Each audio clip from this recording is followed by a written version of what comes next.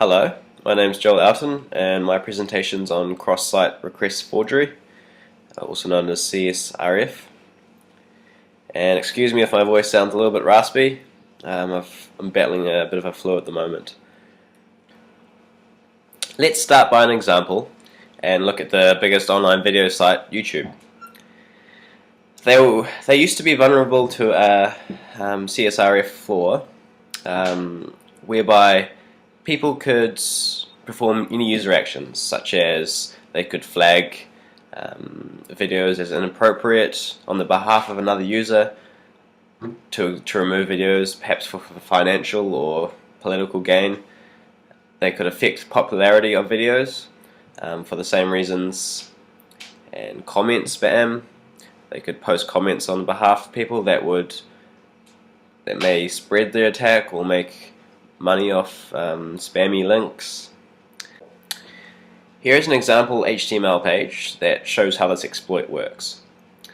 So if a user is logged in to YouTube and they're engineered to go to this page, then the address inside the source address of the IMG tag will be executed, performed on their behalf.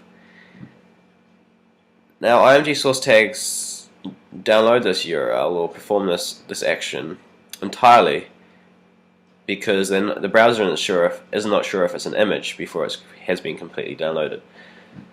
So having this request in the tag forces the command to execute with the victim's privileges.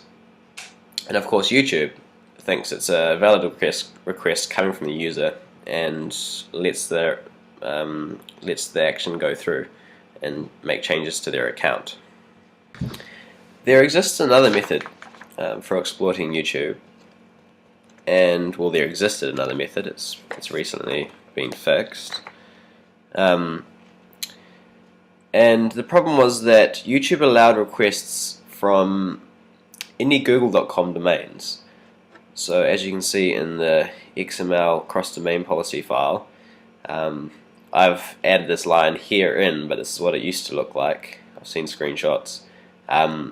It used to allow access from any star.google.com, so any subdomain of google.com. And you may ask, well, why is this a problem? I mean, this Google owns YouTube, and shouldn't they be allowed access? Well, let's have a look. So, why is this a problem? Well, let's say the attacker sets up a Gmail account, just with made-up details, and then sends a flash file that contains these malicious actions as described in the previous slide, such as what was in the source tag of the IMG HTML tag. So what say the attacker sends this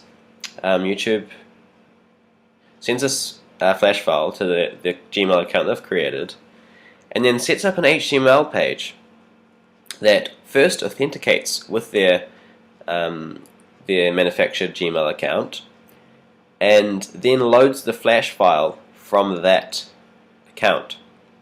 So that flash file will have mail.google.com / some URL that links to the flash file, which is contained within the Google domain. Now, you can see the problem. So if the attacker now lures a user to this page, they will be authenticated with this Gmail account. They will load this flash file, and this flash file will now have access to perform user actions on their behalf, and YouTube will believe it because it's coming from a valid Google domain. Some other examples of CSRF attacks are ING Direct, which is the 4th largest savings bank in America with more than $62 billion in assets. And there existed a flaw with them. In fact, they were the first large bank found with these type of vulnerabilities that allowed a series of intelligent steps of maliciously executed requests that allowed the attacker to transfer funds. So this shows how CSRF attacks rely on the understanding of how a particular web application works. In a bank, there's a series of complicated or a process that needs to take place. Maybe the user needs to authenticate, the user needs to log in, the user needs to create a payee. A person needs to then select the bank account, authorize that bank account, then make the payment from the bank account. And the way this attack worked was followed a series of GET requests and POST requests that followed this particular procedure, such that the bank thought it was a legitimate user making the request. And of course it wasn't, it was an attacker. And another example would be New York Times. The New York Times website is the number one reaching newspaper site on the web. And it allowed basically people to send emails on other people's behalf. So people could use this type of attack to make it look like someone with a New York Times account was sending a message when they weren't.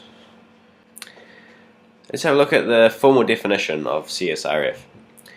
A type of malicious exploit of a website whereby unauthorized commands are transmitted from a user that the website trusts, and that's taken from Wikipedia. CSRF exploits exist in web applications with predictable action structures that can be abused. Now, related work to this area, well, I found a technical report by Zeller and Felton, written in 2008, that is on the exploitation and prevention of CSRF attacks. And some of the examples I used were found in this paper, and the prevention that I propose is based off some of their methods as well. Here are some of the methods of coercion. The IMG tag, image tag, as discussed before. You can place the URL and the source tag to perform the GET request. URL shortening. There's many websites that shorten a website and give a shortened version that makes it easy to copy and paste it into forms and Twitter and so on. Now, these attackers can hide malicious URLs in these shortened addresses, and these addresses can perform the GET requests or direct the user to a malicious page. Malicious embedding. Sites such as user forms that don't sanitize user input correctly or allow image tags can cause legitimate websites to perform CSRF attacks. Flash files. These may be granted access to other URLs in the cross-domain XML file. If the cross-domain XML file is misconfigured or even maliciously configured. Okay, so here are some CSRF prevention methods. The first and easiest way is to lower cookie expiry time. For example, banks use times as low as maybe 10 minutes. This means that if a user is inactive for a short period of time, then this attack will not work. It's only if they're currently using this, actively using it, that's going to be possible to perform it. Only allow GET requests to retrieve data, so do not allow these to alter data structures. This, of course, alone is not enough to stop this type of attack, because post requests can still be manipulated. And appropriate application design. I've drawn a little picture in Google Drawing to try to show how this sort of application design will work. So on the server side, we have a secret key, which is a secret kept on the server that no one should ever find out. A session ID, which is, the users logged in, they are given a session ID, and a bunch of action strings that represent a certain action that a user can perform on their data.